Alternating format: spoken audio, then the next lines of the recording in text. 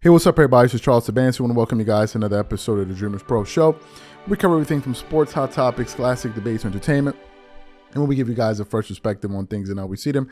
And today, we got an interesting show for you guys. Before we get into it, please make sure you like the video and subscribe to the channel. Now, this is just going to be one of those shows, man, that we could already see coming. What am I talking about? As you guys know, the NBA season kicked off yesterday, and there were two pretty big games on TNT. The first game was between the Lakers and the Denver Nuggets, the reigning champs, Denver Nuggets, and the second game was between the Golden State Warriors and the Phoenix Suns. And funny enough, that Laker game caught me off guard because I thought that game was going to start much later. So I looked at my phone, the NBA app, and I looked at it. I'm like, wait, they're already playing the first quarter? So I missed like the majority of the first quarter, and I started watching the game. And when I watched, the Lakers were down. But then they were fighting hard, and they were able to make the game competitive at the half. And I remember in that game, AD was looking good. LeBron was playing in spurts. He would play for like 2 minutes, 3 minutes, sit down, come back in, play for another 2 minutes. It was a weird thing, but I think that's the way LeBron has been playing over the last few years, really. LeBron doesn't play like 8 minutes straight, 8 minute stretches. I don't really see it happen. Maybe at the end of games, but I don't notice it. But anyway, then the game goes over to the second half, and the Nuggets just start pulling away. They just start hitting them with barrages. And let me say this. We spoke a lot about the Nuggets losing Bruce Brown and what they may lose on energy. And I forgot the fact that they added former Clipper Reggie Jackson.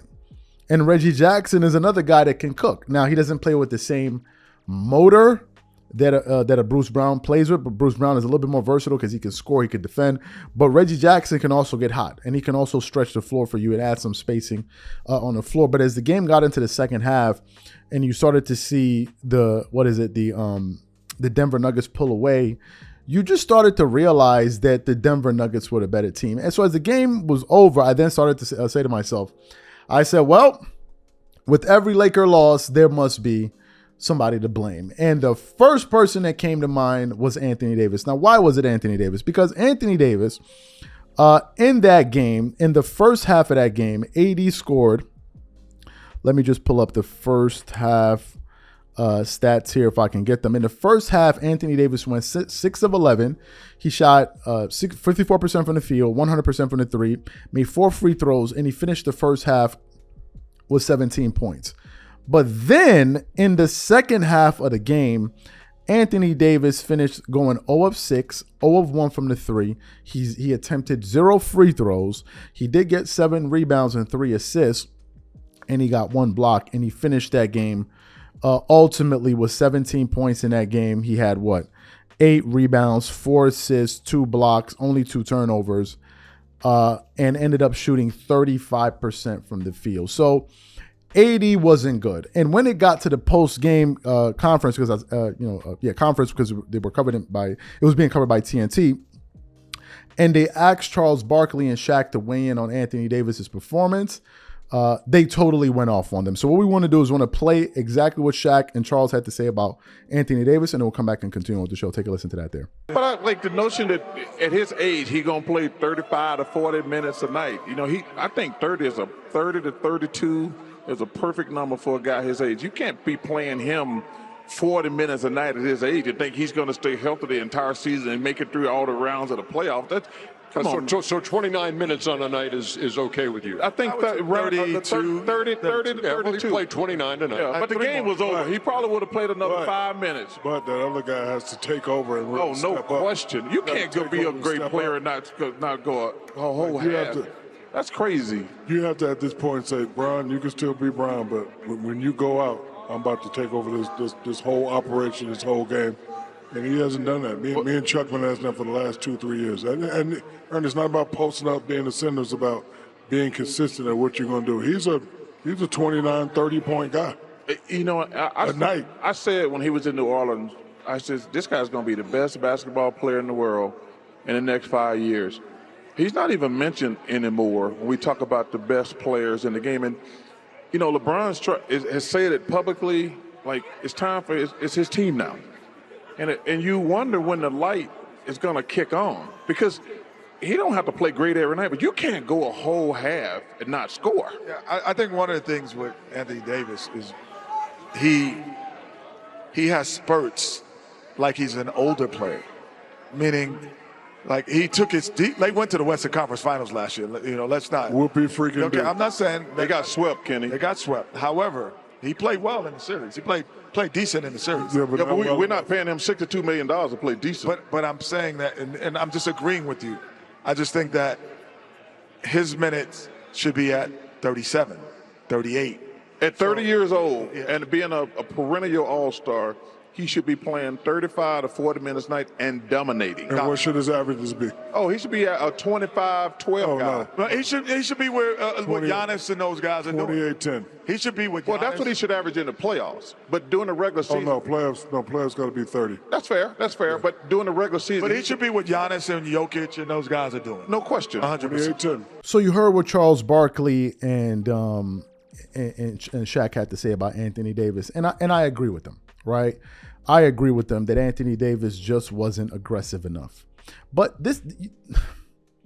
none of this really surprises me, to be quite honest with you, because I remember back in the year 2020, I think the time when they got AD, maybe the year before, a lot of Laker fans were very, very excited about the Lakers getting Anthony Davis. And at the time, I can understand it if you're just looking at his stats on a stat sheet. But I wasn't excited for Laker fans because I was looking at other things. I was looking at things beyond the stat sheet, and I was looking at Anthony Davis's intangibles. Anthony Davis, prior to joining the Lakers, had led no team nowhere. Number one. Number two, the fact that AD was just so excited to join LeBron, to me, that was already a red flag. Because as a Kobe Bryant fan and as a person that supported the Lakers for over 15 years, I knew the caliber of player you will need to lead that franchise into the future. You need a guy like Kobe. You need a guy like Shaq. You need a guy like Magic Johnson. You need a guy like LeBron James, a guy who's going to be at the front of it and really want it. And AD all too often seemed like a guy that was just happy to be there. He would be sitting in the press conference and he was just loving the fact that he's sitting next to LeBron. I'm like, this ain't the guy that's going to lead the Lakers into the future. I saw it, and we produced shows about this literally years ago. So I never saw it. It's not like as if these guys are saying this now and all of a sudden, you know, I'm agreeing with them. I never saw it. Now, after the game, they were actually talking to Anthony Davis to get a sense of why he only scored 17 points in that first half and then went scoreless in the entire second half. So for those of you who didn't hear what AD had to say at the end of the game, take a listen to what Anthony Davis had to say here. AD, you led the Lakers in scoring the first half with 17 and finished the game with 17. What did you see in the flow of your guys' offense, what Denver did on defense, that changed your scoring output in the second half? Start doubling teaming, trying to crowd the paint. I missed some easy, like little layups around the rim, little jumpers. But trying to make the right play, kick it out to our guys. They double, kick it out to, really hit open three, gave open threes. Just didn't fall, but just got to shoot it more. And LeBron, if this minute range continues, is there any minor adjustments that you had to make while you're on the court in terms of, I don't know, like making the most in a limited amount of time? Listen, at the end of the day, we didn't win, but I think for me, my performance and what I did individually and the time that I was out there, I think I was productive. I think so.